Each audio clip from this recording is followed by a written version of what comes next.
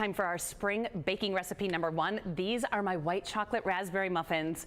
Perfect for brunch this weekend. Bright, but delicious and chocolatey and all the things. So we're gonna start with our our wet ingredients here.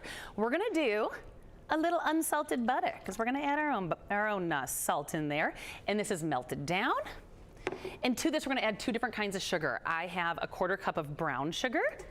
Just a little bit. I don't want a ton.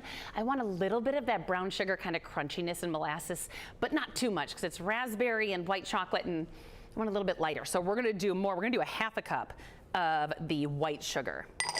We're gonna get this started.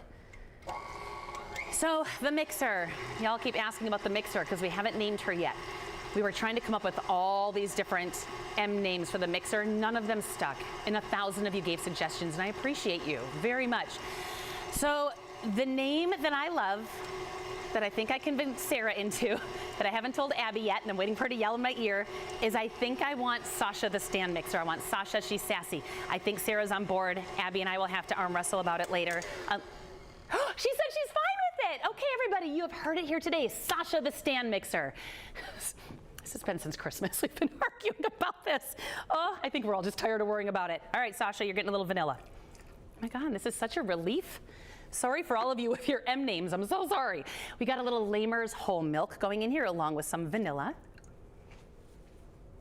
And some sour cream. I want to add a little tang to these raspberries. Sour cream, such a good. We're going to be getting a little lemon zest in here. So all sorts of good flavors. All things that go really good with white chocolate. And then also 2 eggs. I'm tempting fate here by not cracking them in a separate bowl. No shells, no shells, no whammies. There we go. Good to go. All right, give this a good mix around while we get our dry ingredients together here. Flour, all-purpose flour. We're gonna add baking soda and baking powder, along with a little pinch of salt, teeny bit more. And give that a good whisk. Sasha, you're doing great. She likes it. Feel good energy coming from her right now. She likes the name. Oh, Abby says I have to call her Sasha. Done and done. If you're saying that's okay, girl, you don't know what you just asked for. All right, now in this dry mix ingredients, the other thing I want to add in here is this lemon zest. Now, Sasha, the reason I thought Sasha is because if you're a Beyonce fan out there, you know Sasha Fierce is her alter ego. You just know it.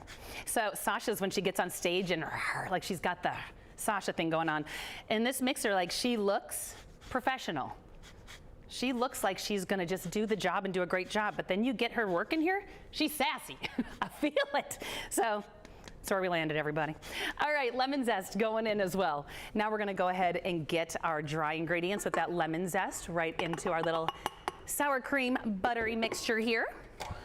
You can also substitute out vanilla or plain Greek yogurt, or even a lemon yogurt would be lovely in there if you don't have the sour cream. But just plain Greek yogurt would be great too. All right, don't want to overmix this. I'm going to scrape the bowl and I'm going to gently add, actually let me whirl this around one more time. Then we're going to gently add in white chocolate chips and fresh raspberries. All right, good job, Sasha. Good girl. All right. I'm going to just gently work these in with my spatula here so those berries don't break up. Add those in. White chocolate chips. Now, am I telling you not to use dark chocolate chips? You can use dark chocolate chips if you're more in that mood. I would just leave out the lemon zest. You don't need the zest. All right, very gently. Beautiful. Now, we're gonna go ahead and get these in a little lined little lined muffin pan here. Boom, about 2/3 full. Now, we're gonna do 2 more things. Sarah, would you mind throwing this in the microwave and warming that up for me, please? Sure. Thank you so much. We're gonna do 2 things to these. One, actually, I'm gonna start on it right now. We're gonna pause here. We're gonna go ahead and make a little crumble to go on top of this as well. But what I love about this crumble is it's not really streusely crumble. It's like creates kind of like a crust over the top to add some texture. So flour and brown sugar. Again, a little dash of salt. That's sweet and salty. We love it. And then I have some butter here that's been chopped up, but it's room temp. So we're gonna get that in there, and then Sarah's melting down a little white chocolate. That's gonna gild the lily at the end of all this. So we're just going to go ahead and make a little crumble to go over the top.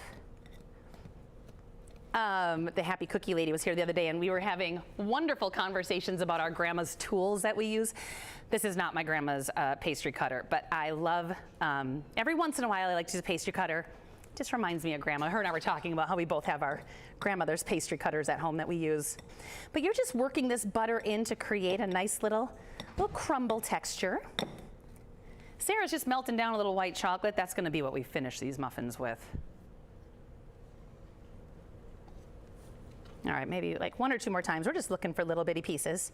Later I'm gonna be making blondies, but I'm gonna kind of fuse them together with the flavors of carrot cake, so carrot cake blondies. You might see a couple carrot cake recipes coming up from me.